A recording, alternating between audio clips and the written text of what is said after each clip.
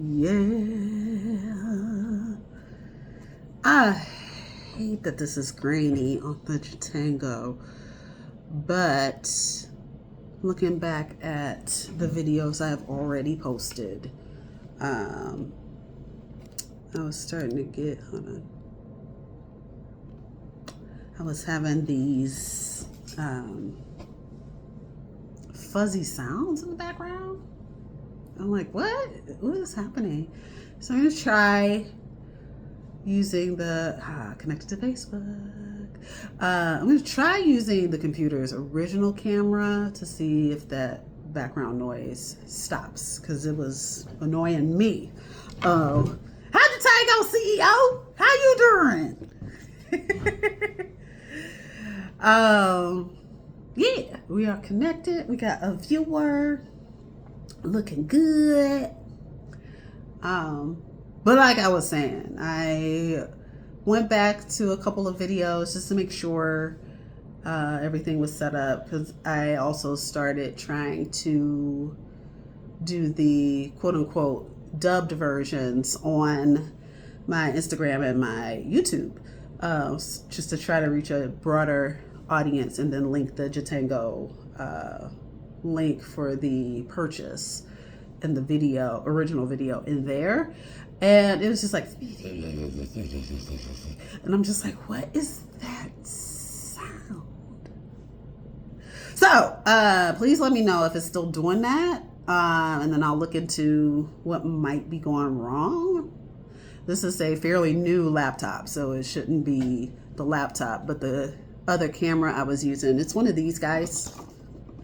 The other camera I was using is not new and has been in my backpack for a little while through the heat and the snow and the everythings and the dropping of the bag and whatnot. So it could be the camera, and I'm hoping that's what it is, and we're not doing some weird sound.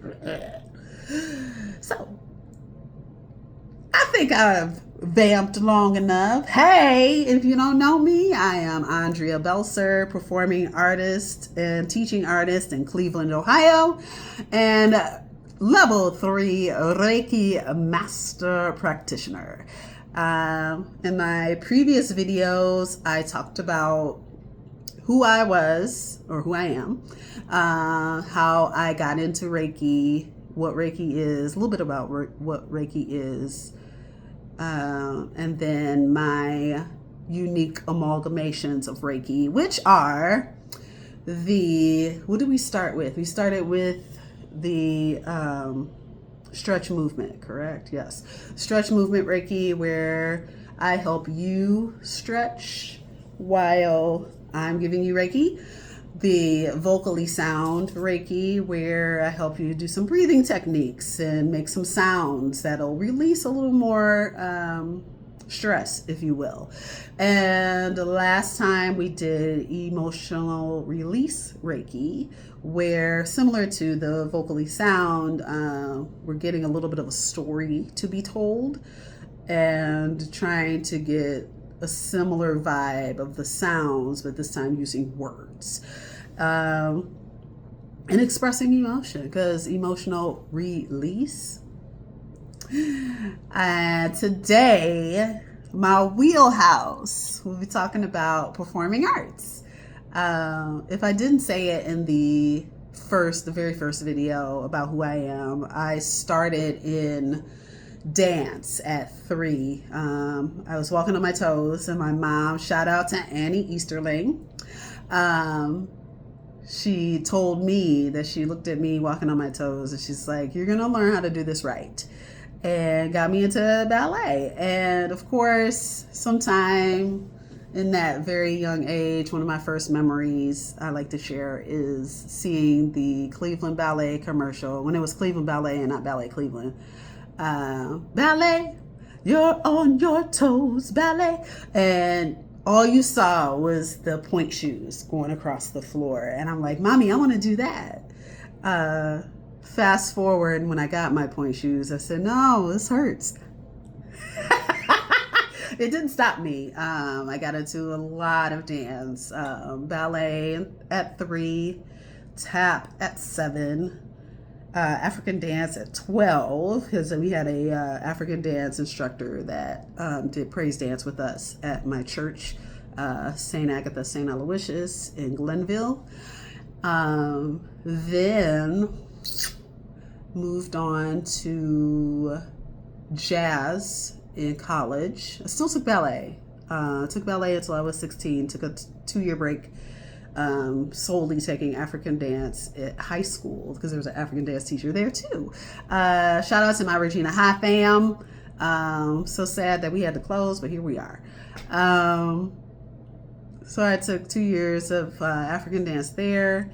I auditioned to be a dance major at Wright State University and failed epically.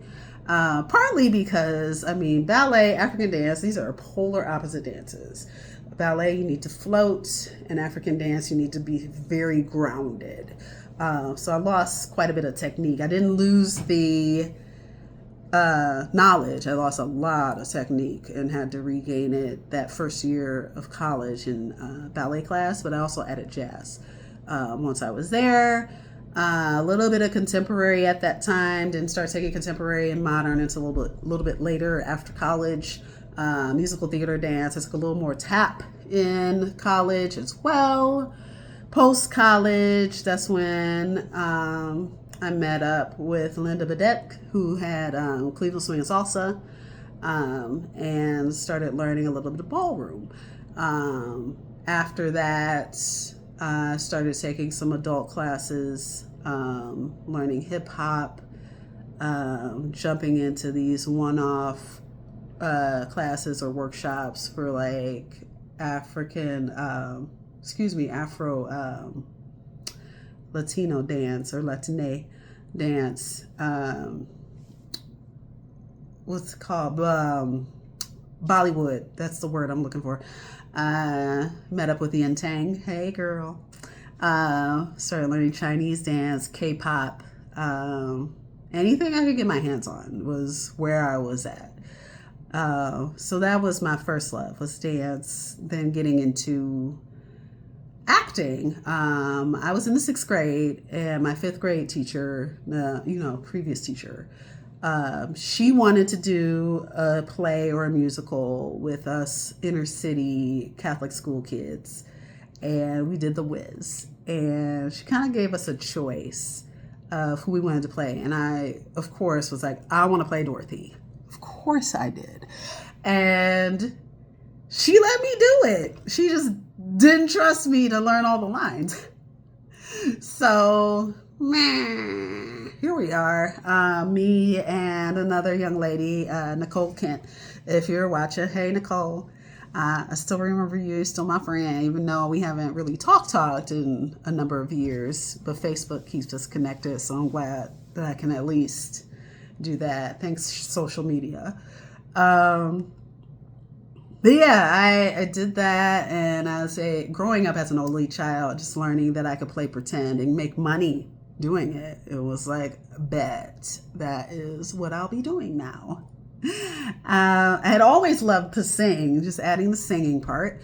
Always loved to sing, but was very afraid of singing in front of people. I could sing in a group. Choir was my jam. But the moment that they said, hey, Andrea, you have a beautiful voice. Why don't you do a solo? I'd be like, no. I started doing karaoke in college to try to get over that. Because you go to a karaoke bar, nobody cares if you can sing. You're just having fun. So it helped me really gather my confidence to do so. And after my confidence lifted, I got a minor at Wright State University in applied voice, or operatic singing, as I tell people who are like, well, what is that? What is applied voice? It's classical singing, opera singing. And I was lucky enough that my vocal coaches on both sides of the fence, the theater side and the music department side, were very flexible in that, okay, I know that you do the other thing. Let me give you some material that kind of crosses the bridge on both sides. So it was nice. I got that classical training, but then like some classical musical theater from my classical trainers. And I got that musical theater character like voicing, but also that, again, classical musical theater with maybe a little more acting with it. So it was a great minor to take. All that to say, I rolled into a made up musical theater degree. And here we are doing the things, getting Best Actress in Cleveland in 2008 and nominated for the same in 2012 and being nominated for Best Choreographer in Cleveland in 2023 and 2025. I think that's right. Because we did Jesus Christ Superstar. I want to say that was 23. And Seussical the Musical was last year. So, yay. Or, you know what I'm trying to say. So, yeah. With my 16 plus years of experience, I have taught in a plethora of places. Cleveland Playhouse, Playhouse Square, Cleveland School of the Arts, Karamu House, Beck Center of the Arts, Fairmount Center for the Arts. I also was Fairmount's dance director for 3 years. Ohio Contemporary Ballet, which was formerly Verb Ballet. So many places. Started in East Cleveland Theater with no experience teaching. The artistic director at the time, Freddie Cox, who has since passed, God rest his soul. And if you're not a religious person, may he rest in peace or in power, or both. He had confidence in me to say, hey, you know what? You're a great actor. You should teach. And I said, but also, I have never taught anything in my life. And he's like, no, you'll be fine. And I'm like, years later, it's like, I get a lot of kids who are like, you're my favorite teacher. And it warms my heart with the irony. My mama told me that I'd be a great teacher. And I said, no, mommy, I'm going to be a performer, an actor, and a dancer. Mama knows, don't she? Mama knows. I've done private lessons. I've done group lessons. The biggest group that I taught, 80 kids in Cuyahoga Falls, Ohio. I was not alone. Don't get me wrong. I didn't teach that class by myself, but it was a program with Ballet Excel Ohio in Cuyahoga Falls called Reach Out and Dance, or ROAD, if you're familiar with that. It was like 80 kids. They had all three or all four fourth grade classes in the gym. And 3 of us, me, another choreographer, and the accompanist, were in the room with, of course, their classroom teachers who were having a coffee break. And I don't blame them. After becoming a substitute teacher, I don't blame you for having your coffee break. But also, our argument always was, you would never teach 80 kids in the 4th grade English, or you wouldn't teach 80 kids in one class math. So what makes it okay to teach 80 kids musical theater? We worked it. We made it work. It just was a lot of work. And after, I think, 2 years of that kind of mindset, it started having 4 of us go out there. So yeah, it was like 4 or 5 of us. So there would be one dance teacher on pretty much each side.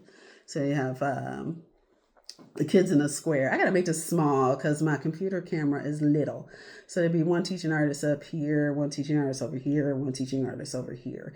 And when we have the kids rotate, just to learn the stage directions, whoever was here would come over here. And whoever was here might come up here, so that they always had somebody to face. And it was a lot easier to wrangle a large group like that of kids, because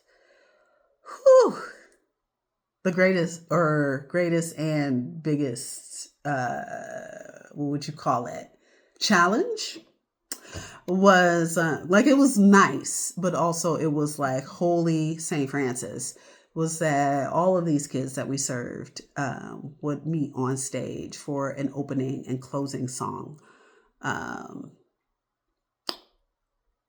Like 300 kids on a stage. And what we used to say was, all the tiny jazz hands.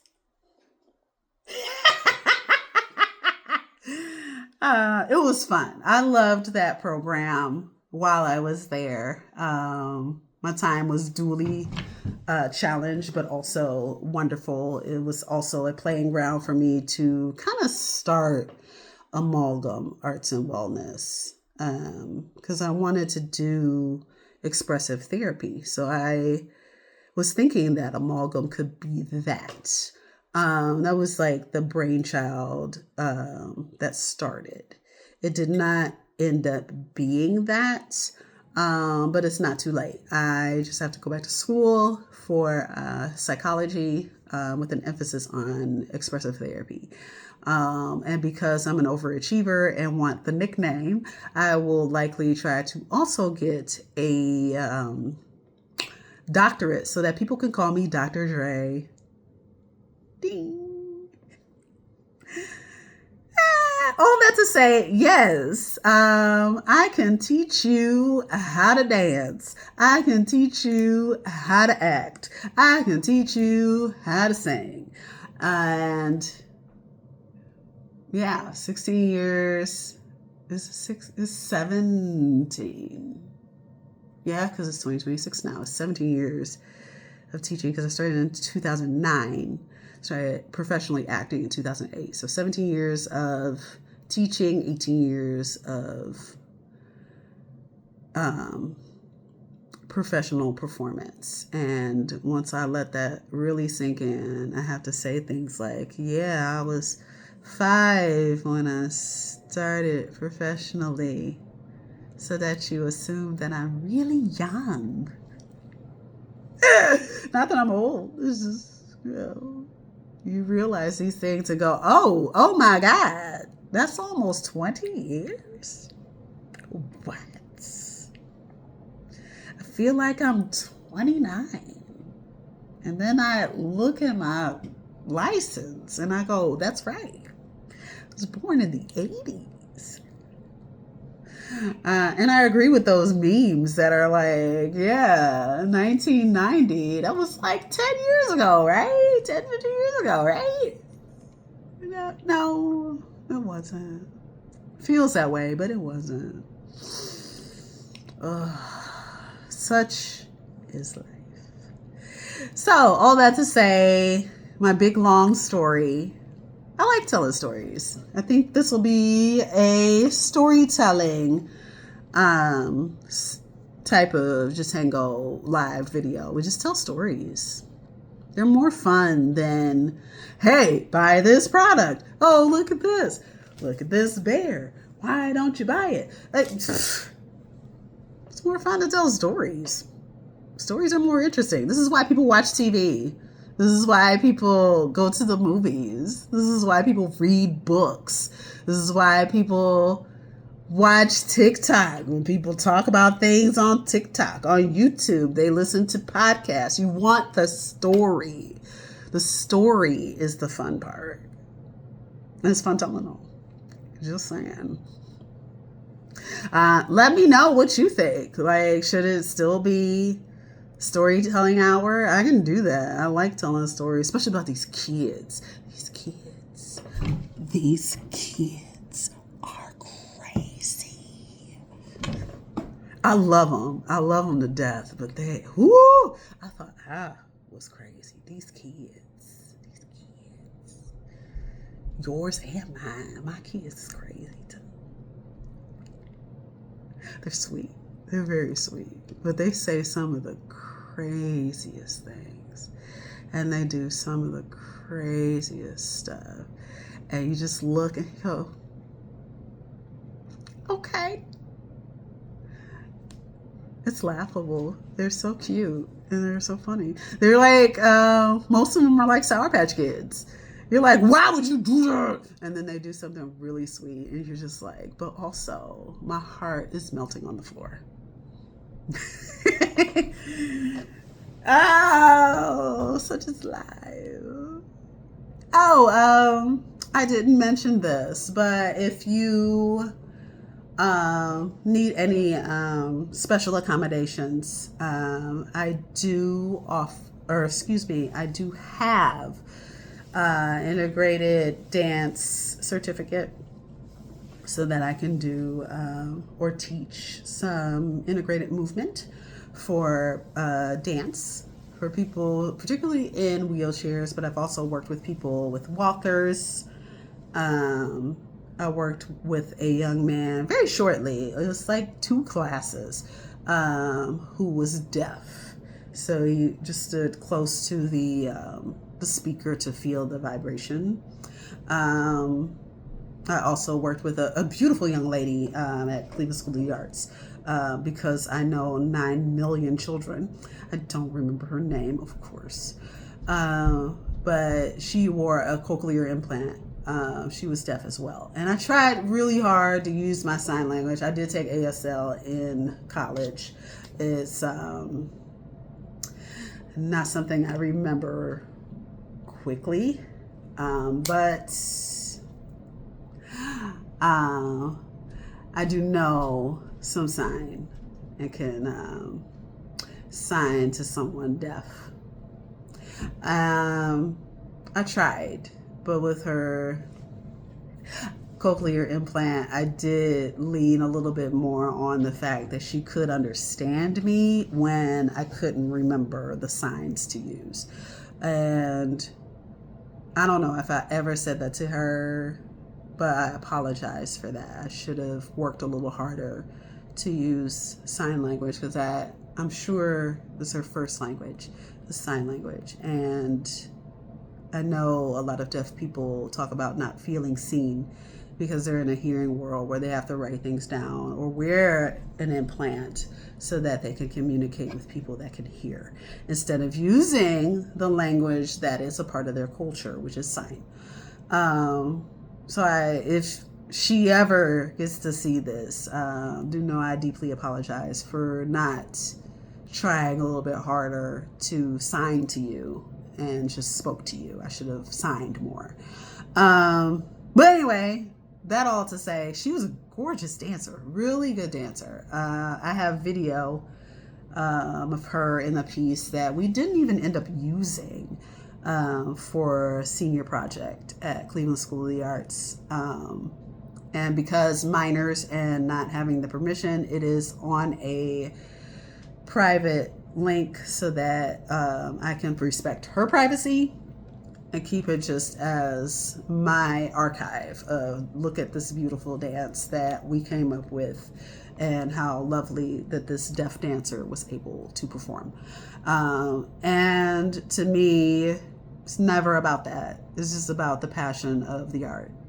I come from some experience at Dancing Wheels Company and School, which if you know this company, they do dancing for all abilities, wheelchair, walker, blind, deaf, mute or selectively mute. I don't know that I worked with anyone at Dancing Wheels that was mute or selectively mute. I have worked with a couple of kids that were, and ironically, it's always been younger kids, like elementary age,